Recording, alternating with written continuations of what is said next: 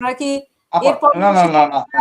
হজম করলেন? একটু সা হজম না, করলেন? না, না, আপা ৫ তারিখ শুনেন আপা।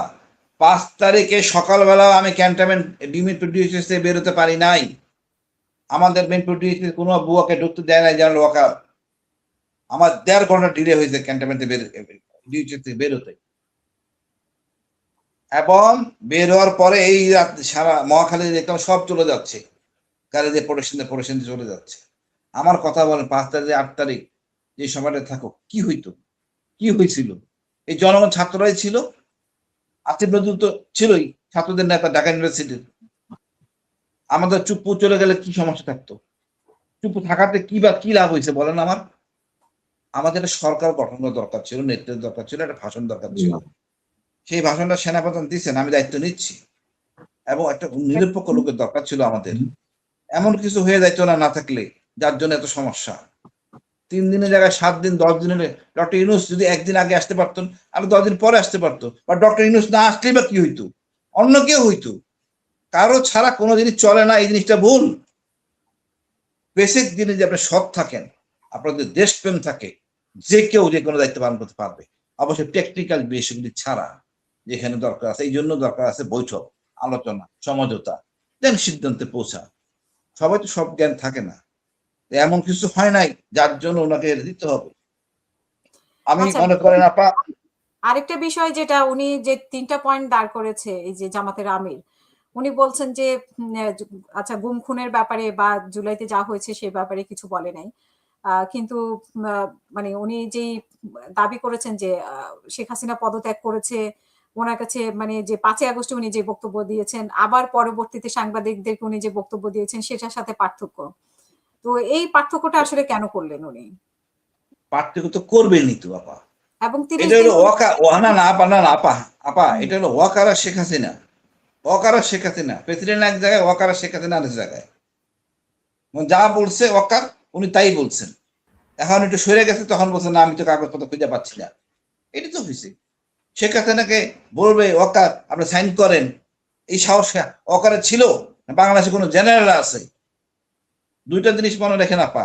শেখ হাসিনা এরা এত বেশি ক্ষমতাশালী করে ফেলা হয় ফ্যাসিস্টের মাধ্যমে, কেউ যে তার নীতির বিপক্ষে কথা বলবে এই সাহস কারো নাই।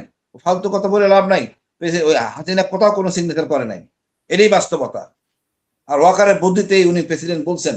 ওই জন্য ওয়াকারকে কৃতিত্ব দিতে হবে যে প্রেসিডেন্টকে দিয়ে মিথ্যা বলাই হইলো দেশকে স্টেবিলাইজ করা হয়েছে। বড় কথা হইলো এরা পলাইয়া গেছে। ও সাইন করলে কি না করলে কি ডাজন্ট ম্যাটার এট অল। কিন্তু উনি তো আমাদের ওয়াকারের ওয়াকার আমাকে শিখিয়ে দিয়েছে আমি এটা বলেছি। এটা আপা এটা কি কখনো বলবে আপা? কোন একসময় ওনার জীবন কাহিনীতে লিখবেন যে এটা কি কেন বলছেন? কথা পাবেন না তো সিগনেচার করা কাগজ। এটাই হ্যাঁ, বাস্তবতা। কোন এত সাহস কারো আছে নাকি জেনারেল যে প্রেসিডেন্টের যে আবার সাইন করে চুপ করে বলা যায়? হাসিনারে বলা যায় এত চরম ফেসিস্ট যে সিগনেচারটা করে নিয়ে আইসো? অসম্ভব। আপনি মনে করেন আমি আরেকটা জিনিস বলি, নেতৃত্বের ভাব দেখেন। হাসিনারা যদি 5 স্টার 6 স্টার লাগায় জ্যাকেট টাকা যায় আর্মির, ওই সমরস্ত্র খেলাধুলা মাঠে যখন যায় খুব খুশি হয়। ক্যাপ পরলে 5 স্টার লেখা হাসিনা খুব খুশি হয়। পারলে আরেকটা স্টার হাতে দিয়ে দেয়। কিন্তু বাংলাদেশ আর্মিতে এমন কোন জেনারেল আছে যে খালেদা বলবে আপা এই ক্যাপটা ম্যাডাম এই ক্যাপটা পরেন 5 স্টার। খালি ওনার চোখের দিকে তাকাবে, ওদিকে গায়ে বেয়ে যাবে সে। এটা হলো ব্যক্তিত্ব। একটা অনৈতিক চরিত্রধারী শাসক ছিলেন আমাদের। আমরা আসলে তাকে তেল মারতে মারতে এই পর্যন্ত নিয়েছি। আমি নতুন সরকার আমি আশা রাখি তারা রাষ্ট্রকে দলীয় করবে না। রাষ্ট্র চলবে রাষ্ট্রের মতো, প্রশাসন চলবে প্রশাসনের মতো, পুলিশ পুলিশের মতো, পুলিশ হবে সেবক। ক্যান্টনমেন্টের ভিতরে থাকবে সেনাবাহিনী, বাইরে না, এখনো বাইরে। এই জন্য সেনাবাহিনীকে রাখা হয় নাই। তার প্রশিক্ষণে থাকবে, ক্যান্টনমেন্টের ভিতরেই থাকবে, তার কাজ ভিতরে বাইরে না। এই পেরিমিটার পরিষ্কার করে দেশ চালানোর জন্য আমি অনুরোধ করি সবাইকে। ধন্যবাদ। কিন্তু ওই যে ৬০০ জনের কথা ৬২৬ জন না ৫৬ জন তাদের কথা ৬২৬ জন, ২৬ জন। ৬২৬ জন। তো তাদের ব্যাপারটা আসলে সামনে আসছে না কেন? মানে তারা কিভাবে গেল, কি করলো? এখন আপা পর্যন্ত এখন পর্যন্ত আনবে কিভাবে আপা? সব জায়গায় কিন্তু জেনারেল ওয়াকার। আমরা কি আনতে পারছি? এই দেশে জেনারেল ছিল? সব তো পলাই গেছে, ওকে জানতেন না, সবই জানতেন।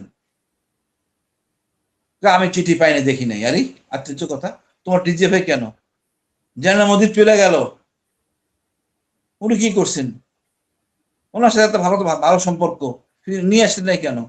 ডিজিএফআই ভারতে চলে যায়, এর চেয়ে লজ্জা কি দেখতে পারে আমাদের সেনাবাহিনীর?